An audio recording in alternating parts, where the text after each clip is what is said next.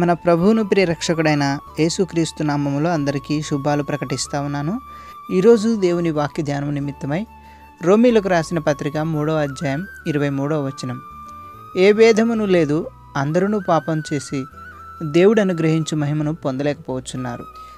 ఏ భేదం అనగా కులము, మతము, వర్గం అని చెప్పుకునే వాటికి సంబంధం లేకుండా, ఒక రంగు, ప్రాంతం అనే వేర్పాటు లేకుండా మానవునిగా జన్మించిన ప్రతి వ్యక్తి అని అర్థం.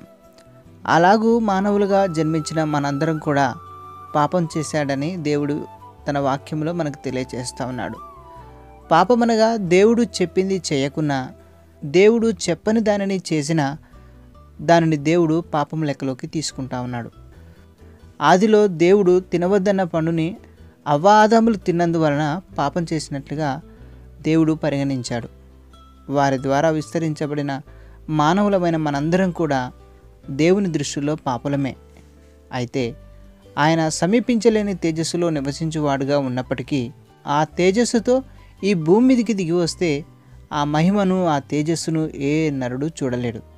కనుకనే తన మహిమను తగ్గించుకొని నరావతారిగా భూమి మీదికి కన్యక గర్భంలో జన్మించాడు.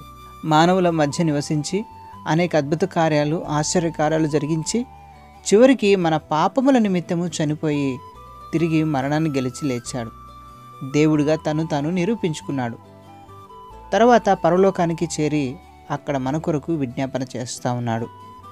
ఆయన యందు విశ్వాసం ఉంచిన వారికి నివాసములు కూడా ఏర్పాటు చేస్తూ ఉన్నాడు. అయితే చాలామంది ఆ గొప్ప మహిమ కలిగిన పరలోక భాగ్యాన్ని తమ పాపస్థితిని బట్టి పొందుకోలేకపోతూ ఉన్నారు. యేసు అంటేనే రక్షకుని అని అర్థం. ఆ యేసుని ఎందరైతే అంగీకరిస్తారో, అనగా విశ్వసిస్తారో, వారందరికీ దేవుని పిల్లలయ్యే అధికారం అనుగ్రహించబడింది. కాబట్టి ఈ క్షణమే యథార్థంగా నీ హృదయంలో క్రీస్తును చేర్చుకున్నట్లయితే నిత్య మహిమను, అందులో సంతోషమును, సమాధానమును పొందుకుంటావు.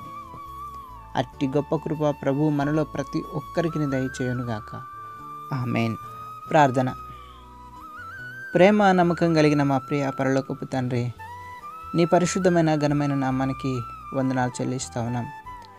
అయా, పాపములో, శాపములో కొట్టబడి ఉన్న నన్ను నీ వాక్యముతో మాట్లాడి బాప్తిజం అనే కార్యం ద్వారా నా పాపమంతా క్షమించి నీ బిడ్డగా చేర్చుకున్నారు.